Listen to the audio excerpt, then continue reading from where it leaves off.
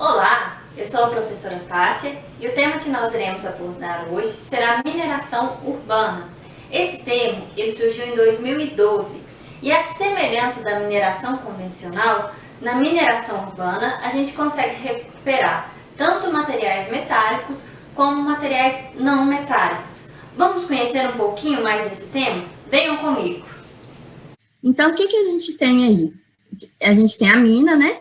A mina, ela é caracterizada por ter uma geomorfologia rica em algum elemento de interesse, e aí a gente vai fazer o processo de mineração, que é retirar o minério da mina, fazer o processamento mineral, o processamento metalúrgico e obter os metais. Para vocês terem ideia, um minério de cobre, por exemplo, uma mina de cobre, o teor de cobre é em torno de 1,5%. Uma mina considerada com elevado teor de cobre, hein? A gente precisa processar esse minério de tal modo que, ao final do processo, a gente tem o cobre com 99,99% de pureza para poder aplicar o cobre como condutividade, como condutor elétrico. Então, gente, só de olhar, né, para essa imagem, a gente já nota, né, que a mineração é uma atividade de alto impacto ambiental, e ela tem uma segunda questão, né? Os recursos minerais, eles são finitos, então a gente tem sempre a ameaça do esgotamento do recurso. E as minas, elas estão se tornando cada vez mais pobres e os minérios mais complexos, mais difíceis de serem processados. Bem, então, quando a primeira vez que eu ouvi o termo mineração urbana, eu imaginei algo parecido com o que está nessa figura aí. Na verdade, nesse vídeo, não sei se ele está carregando aí para vocês, mas eu imaginei algo nesse sentido, e, na verdade, isso me assustou, porque isso teria um custo social muito alto, que eu não... Agora que o vídeo está se afastando, espero que esteja afastando aí para vocês também, vocês vão começar a observar que a gente tem pessoas minerando esse lixo, pessoas catando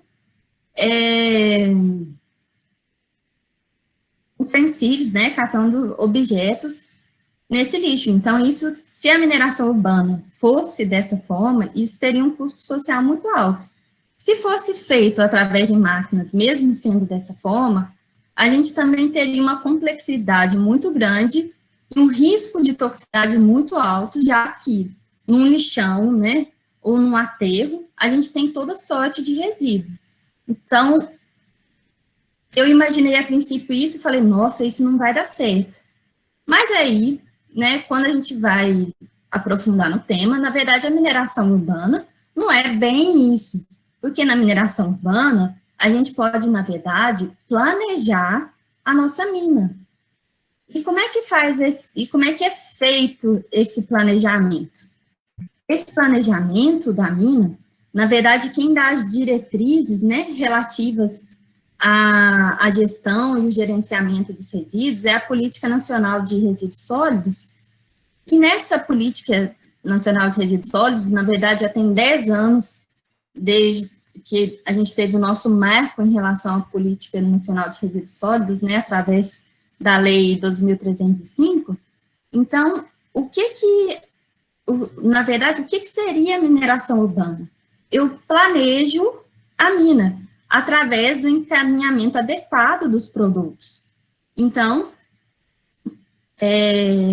o que a gente teria aqui, na verdade, seria sistemas para coletar corretamente os resíduos eletroeletrônicos. Bem, antes de falar deste processo de coleta e do processo de triagem e reciclagem em si, é importante frisar, gente, que a Política Nacional de Resíduos Sólidos, ela tem uma ordem de prioridade, em relação à gestão de resíduos. O que quer dizer isso? Que, primeiro, a gente deve se preocupar em não gerar resíduos, evitar desperdício, evitar perdas de processo, Depois veio os famosos R's, né? A gente deve reduzir através da otimização e da maximização da eficiência de processos, reutilizar, e aí quando a gente fala aqui em reutilizar, a gente está falando tanto do ponto de vista máximo, quanto do ponto de vista da matriz energética, e depois, descartadas respeitadas, né, essas prioridades, é que a gente vai fazer o processo de reciclagem, que a gente vai transformar um resíduo em um insumo ou novo produto. E depois, o que sobrar da reciclagem, a gente vai fazer um tratamento adequado, e aí sim, a gente vai ter o rejeito devidamente disposto, uma disposição final adequada, né? Então, em relação, né, quem são esses resíduos eletroeletrônicos, em relação à classificação deles, só uma coisa que às vezes as pessoas costumam confundir um pouquinho, é que na coleta seletiva convencional, que a gente tem geralmente as lixeiras, na UESC eu sei que tem coleta seletiva, em algumas ruas também, de algumas cidades tem. Então, geralmente, no azul a gente descarta papel, o plástico a gente descarta na lixeira vermelha, o vidro na verde, o metal na amarela e o orgânico, se não me engano, é marrom. Essa é a classificação da coleta seletiva. O lixo eletrônico, na verdade, os resíduos eletrônicos, eles têm destinações específicas. Então, não é que é para colocar o lixo eletrônico lá no metal, lá na lixeira amarela, não. Quando for resíduo eletrônico mesmo, ele deve ser coletado em um ponto específico para essa coleta. Se for descartado, de toda forma, e for um metal, é melhor você colocar na lixeira amarela do que no lixo comum, se você não tiver uma opção de ponto de coleta de resíduo eletroeletrônico. Então, quem que são esses resíduos eletroeletrônicos? Na linha verde, a gente tem principalmente, né, os notebooks e os telefones, então são os equipamentos de vida útil curta. Na linha marrom, os televisores, DVDs, equipamentos de som. Na linha branco, que a gente usa geralmente em casa, né, geladeira, refrigeradores, ar-condicionado, que tem uma vida mais longa. E na linha azul, as batedeiras, outros utensílios domésticos, né, menores, como as batedeiras, liquidificadores, torradeiras, furadeiras, secador de cabelo, entre outros. Já vamos falar um pouquinho aqui, aproveitar esse slide, para a gente pensar um pouquinho na composição desses resíduos eletrônicos. E até dar uma olhadinha no celular de vocês e no notebook de vocês. Geralmente, o que a gente tem? Uma carcaça, que é plástica, e dentro dela a gente tem metais, e esses metais, na verdade, eles estão geralmente numa matriz polimérica, colado, grudados lá, né? Na linha marrom, né, nos televisores, o que a gente tem? Principalmente plástico e vidro, e os metais também estão lá, mas em menor proporção. Na linha branca, a gente tem principalmente metais, porque inclusive a carcaça é metálica, e na linha azul, a gente tem principalmente plástico e uma quantidade menor de metal lá dentro. Tudo certinho com essa classificação? Entender a diferença da classificação dos resíduos sólidos com relação à classificação da coleta seletiva? Estou vendo vocês, pode me dar um joinha aqui se estiver entendendo. Beleza? Então, vamos seguir aqui. Então, a gente já entendeu, né? Então, uma forma de eu descartar adequadamente o resíduo é eu levar o resíduo até o ponto de coleta. E uma outra forma muito interessante é através dos aplicativos, como o Cataqui, que são aplicativos em que eu informo ao catador que eu tenho esse resíduo na minha casa e eu não preciso nem me dar ao trabalho de ir ao encontro desse ponto de coleta. O catador vai buscar esse resíduo em casa. Bem, aí eu queria chamar vocês agora para uma reflexão. O que a gente está fazendo com os nossos resíduos? O que a gente tem feito? Quando eu comecei a desenvolver, a pensar nisso, né? Eu descobri, e eu acho que quase todo mundo também descobre que na casa da gente, a gente tem gavetas com isso guardados, né? Cabos antigos, carregadores que não funcionam mais. O que mais que eu achei aqui em casa? Cadê?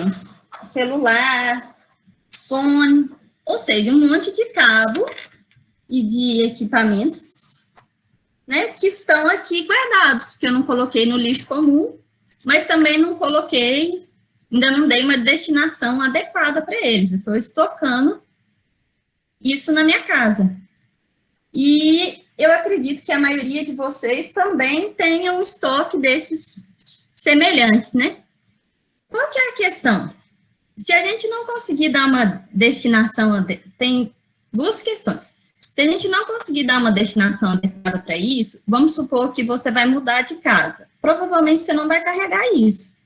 Você vai acabar colocando isso no lixo comum, mesmo sabendo que não seria o ideal, mas se você não tiver um ponto de coleta, é isso que você vai acabar fazendo.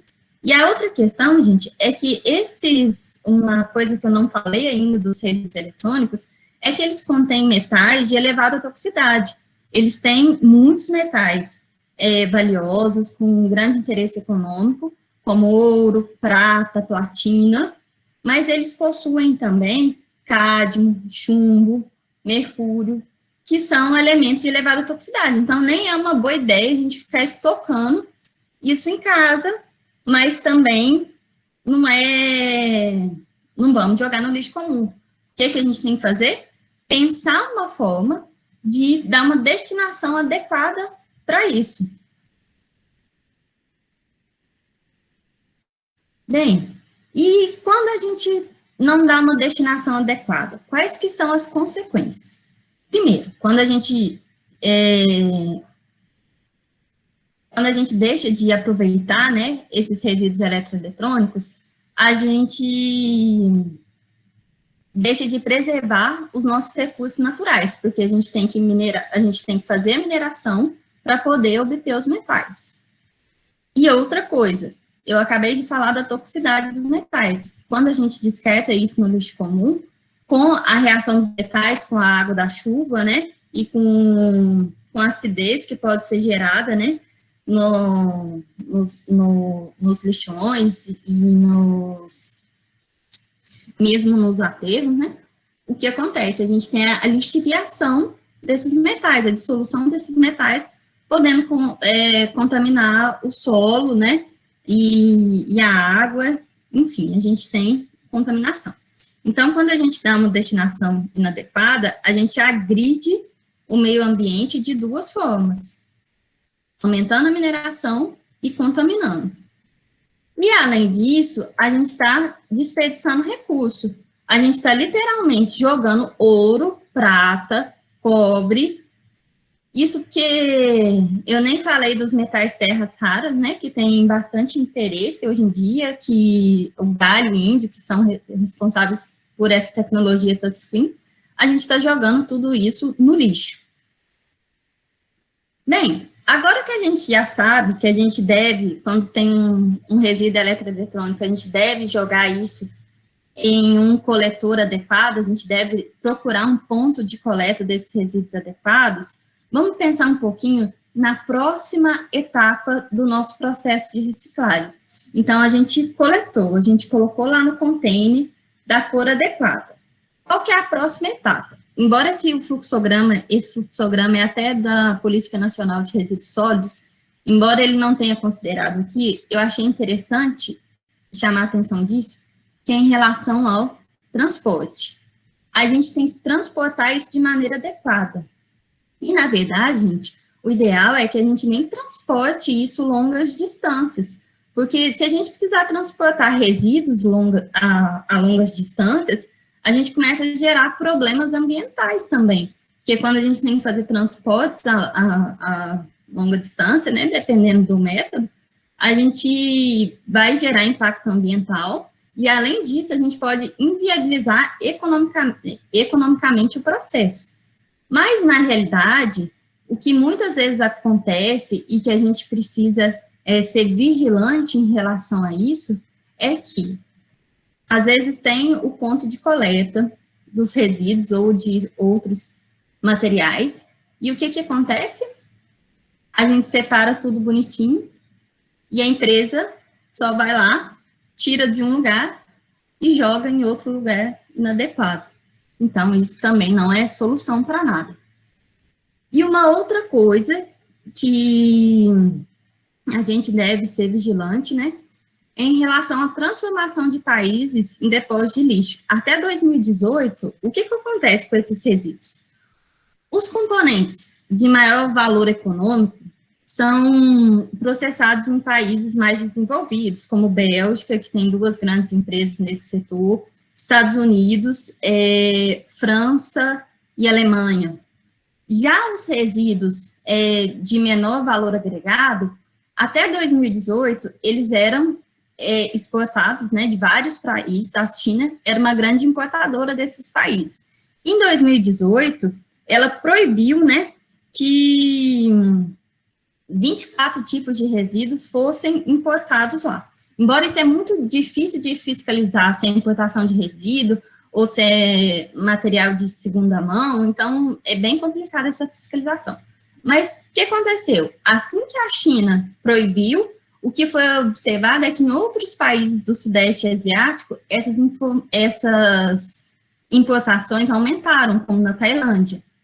E qual que é o problema? Muitas vezes desses países mais pobres, né, que não tem uma tecnologia adequada, processar esses resíduos. É que eles fazem o seguinte, eles tiram a parte que é interessante e queimam deliberadamente o que não for utilizado.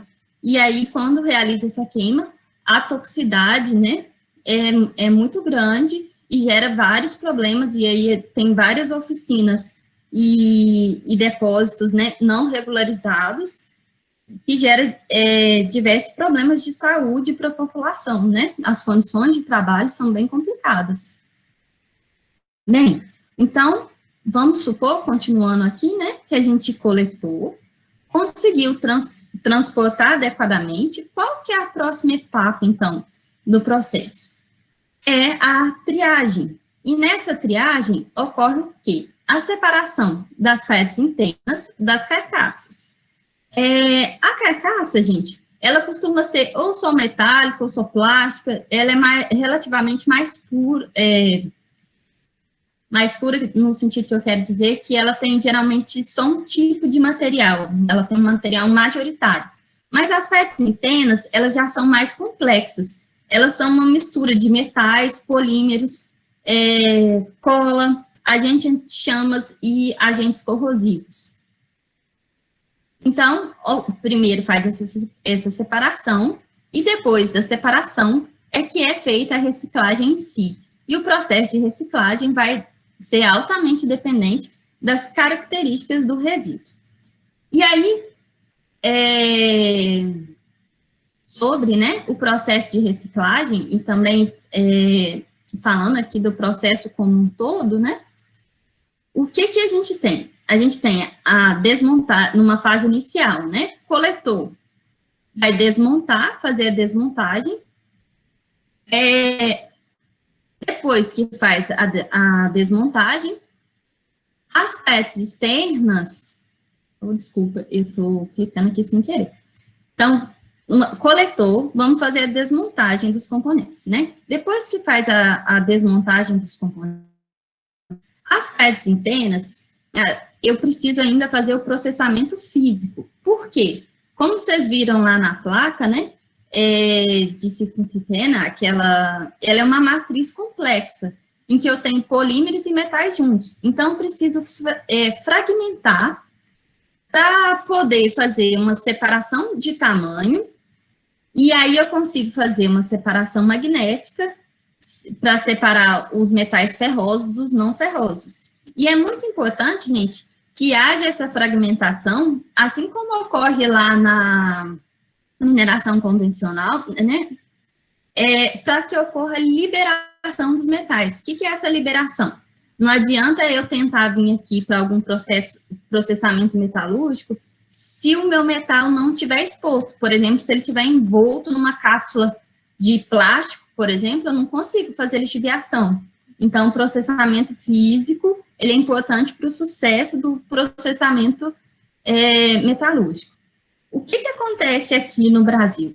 As empresas brasileiras, elas realizam, no máximo, essa primeira etapa e algumas poucas a segunda etapa. Isso são as empresas regularizadas, porque tem algumas empresas não regularizadas que não entram nesse percentual, mas são poucos, que a gente tem reciclagem mesmo, fazendo o processo como um todo, são pouquíssimas plantas no Brasil. Então, gente, esse processamento metalúrgico, ele vai estar intimamente ligado às características dos resíduos. E aí, eu queria chamar a atenção de vocês que quando a gente pensa em reciclagem, né, isso até está mudando agora um pouco, né, mas a princípio, quando a gente pensava em reciclagem, a gente pensava nela sempre como uma coisa boa, né, mas mais uma vez eu alerto a vocês, nem toda reciclagem é verde, digamos assim, nem toda reciclagem ela é benéfica.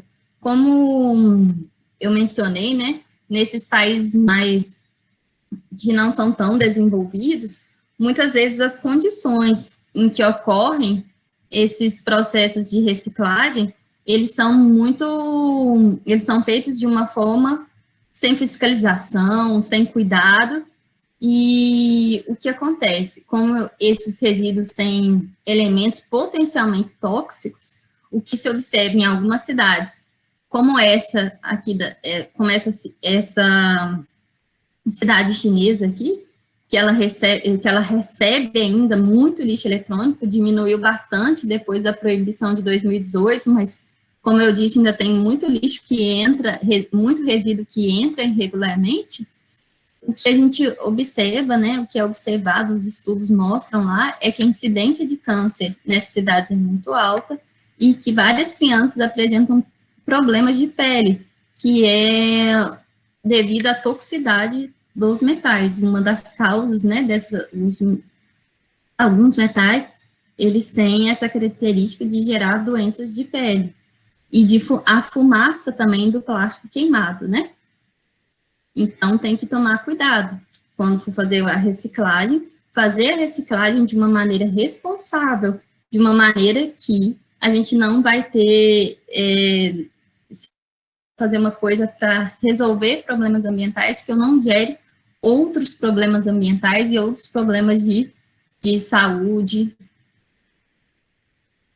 E aí, como é que fica a responsabilidade em relação a esse processo? Fica da seguinte forma, uma das premissas, né, da Política Nacional de Resíduos Sólidos, na verdade são duas premissas principais, uma é a logística reversa, que é a que eu estou falando com vocês, né, desse aspecto de fazer o sistema de logística reversa, coletar esses materiais adequadamente, dar uma destinação adequada, e a responsabilidade por fazer essa cadeia andar, ela é compartilhada com todos os setores que fazem parte desta cadeia. Então, os fabricantes, eles devem instalar os pontos de coleta e dar uma destinação adequada. Os importadores, eles precisam informar quem que vai gerir aquele resíduo, quem que vai gerir o resíduo da importação. Os distribuidores, eles devem informar o comércio e disponibilizar os espaços, né, para realizar a separação e o desmantelamento. E o comércio também tem que ter os espaços para receber esses produtos. E aí que vem a questão, qual é a nossa responsabilidade? Enquanto cidadão, a nossa responsabilidade é separar, né, esses produtos, não misturar eles com lixo comum e levar para um ponto de coleta adequado. Essa é a responsabilidade de todos. Mas como pesquisadores, engenheiros, nós podemos contribuir um pouquinho mais. E foi pensando nisso, né, e é pensando nisso que nós estamos desenvolvendo esse projeto de pesquisa, né. Então, esse projeto, ele é motivado pelo seguinte: os resíduos eletrônicos, eles são uma fonte rica de componentes. Então, a gente tem uma fonte, né, de ouro, prata, platina, cobre,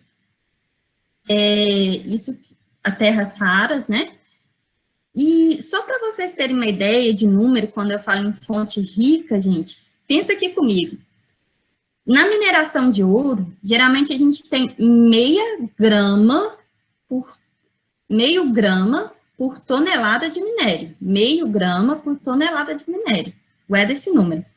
Quando a gente tem 1 tonelada de celular, a gente tem 300 gramas de ouro. Se a gente tiver 1 tonelada de placa de circuito interno, a gente tem cerca de 250 gramas de ouro. Então, os resíduos eletroeletrônicos, eles são realmente uma fonte rica de metais, então eles podem ser, sim, uma grande fonte de renda. A gente tem uma quantidade cada vez maior desses resíduos sendo gerados. À medida que a tecnologia avança, mais resíduo eletrônico é gerado. Para vocês terem ideia, de 2008 a 2016, que é o último dado que tem na literatura, houve um aumento de 100% na geração dos resíduos eletroeletrônicos. Então, esse projeto que a gente está pensando... Professora Tássia? Oi? Licença, só aqui rapidinho. Ah, não, já voltou. É porque a apresentação tinha travado aqui, o pessoal estava comentando no chat, mas já voltou. Uhum. Já voltou? Vocês perderam alguma coisa? Quer que volte? Sim, mas a gente perdeu o slide anterior. Esse aqui? Esse vocês viram? Esse aí. Esse aí, não. Esse aí não a gente não. Viu, sim. Acho que o que ela está apresentando agora é que deu erro. Esse aqui que deu erro? Eu acho que sim. Eu via só uma parte dele. Ah, agora está dando para ver ele legal? Sim. Sim, sim. Então, posso continuar aqui? Pode. Pode sim. Pode? Então, olha só, o que eu estava falando foi do que nos motivou a fazer esse projeto de pesquisa. O que nos motivou foi que os resíduos eletroeletrônicos, eles têm uma quantidade elevada de metais, né, de coisas que a gente pode aproveitar deles, e, ao mesmo tempo, se a gente faz essa gestão adequada desses resíduos, esse processamento adequado, a gente mitiga os impactos ambientais. Então, como que a gente está pensando esse projeto? A gente está pensando em fazer questionários para a população, então eu já aviso que provavelmente vocês serão questionados sobre o que fazem com esses resíduos em algum momento. E esses questionários vão ser aplicados também no comércio, nas prefeituras, nas instituições. A gente vai selecionar alguns materiais que serão caracterizados, lembrando que alguns materiais eletrônicos, alguns materiais, não os resíduos eletroeletrônicos, mas alguns outros materiais, eles já têm a cadeia fechada, das diretrizes, né, do aproveitamento fechado. Então, por exemplo, lâmpadas, baterias e pilhas não é nosso foco, a gente vai focar em materiais que não tenham essas diretrizes fechadas, que a ideia é justamente entregar algo que ainda não tenha para poder ajudar a população e ajudar a ter um impacto com a sociedade elevado. Então, uma vez selecionados, a gente vai desmantelar e separar a carcaça das peças internas para fazer o que nós, da engenharia de materiais, estamos acostumados a fazer, caracterizar. E aí, a técnica de caracterização, né, ela depende do resíduo em si. Então, essa seria a ideia central. E isso é impulsionado também, gente, que, como eu disse para vocês, a Política Nacional de Resíduos Sólidos, ela foi... O marco, né, o início dela foi há 10 anos atrás, mas a gente não viu muitas coisas acontecendo. Embora a gente tenha tido um decreto anterior a esse, para regulamentação, a gente não vê muita coisa acontecendo em relação a isso. Mas esse ano, a gente teve um novo decreto, e esse decreto, se vocês quiserem consultar, esse que está aí, o 10.240, ele tem regras claras e prazos bem definidos, então ele é interessante. Então, ele fala o seguinte, que a gente tem hoje em dia 70 pontos de coleta de resíduos eletroeletrônicos. E até 2025, a gente vai precisar ter, se eu não me engano, 5.000 pontos de coleta desses resíduos eletroeletrônicos. Quais tópicos que a gente tem que pensar quando a gente está falando de resíduos eletroeletrônicos? Nós temos que pensar no que a gente tem de legislação, quais são as políticas, as leis estaduais, municipais, normas da ABNT, decretos. Nós temos que pensar na questão da logística, então, o que as pessoas fazem com seus resíduos, aonde, que elas estão fazendo com esses resíduos, muitas vezes a gente está estocando isso em casa, ou jogando no lixo comum. A gente precisa pensar onde que tem esses pontos de coleta, e quando tem a coleta, para onde que vai esse resíduo, quem são, quantas são essas empresas de triagem, e tem ou não tem empresas de reciclagem. Por que a gente precisa pensar em toda essa logística? Porque não adianta a gente querer pensar em rota sem saber a quantidade. Não adianta eu pensar em fazer uma planta industrial se eu não sei a quantidade de resíduos que eu tenho. E nessa parte aqui do projeto, nós tivemos a professora Péola, que é especialista em logística, ela ficou de nos dar um apoio, então nós estamos contando com ela, não sei se ela está aí nos assistindo. E outra coisa que a gente precisa pensar muito para fazer a reciclagem, além da quantidade, é a caracterização. Quais que são as características destes resíduos? Bem, quem tiver gostado e se interessado pelo tema, eu recomendo que assista esse vídeo, é um vídeo curtinho lá do YouTube, que ele aborda, né, a programação da obsolência dos equipamentos e o modelo de gestão que a gente tem hoje. É um vídeo bem interessante, porque ele aborda questões, o seguinte, por que hoje a gente gera as coisas para jogar fora? Um celular, por exemplo, tem uma vida programada de 18 a 22 meses, isso é muito pouco. E a hora que a gente joga essa responsabilidade pela geração desses resíduos para o fabricante, a tendência é que isso mude, que a gente tenha equipamentos modulares, equipamentos que vão durar mais esse tempo. Para eu atualizar meu equipamento, eu não vou precisar jogar ele fora, vou precisar trocar só um módulo. Então, ele aborda essa questão, assim, da mudança que a gente precisa ter no nosso padrão de geração de resíduos, né? No mais, é isso. Se alguém, eu deixei aqui meu e-mail, se alguém tiver interesse, alguma sugestão, qualquer coisa, quiser participar do projeto também, é só entrar em contato. Eu vou dar uma olhadinha agora aqui vou voltar aqui e ver vocês, para a gente ver as dúvidas.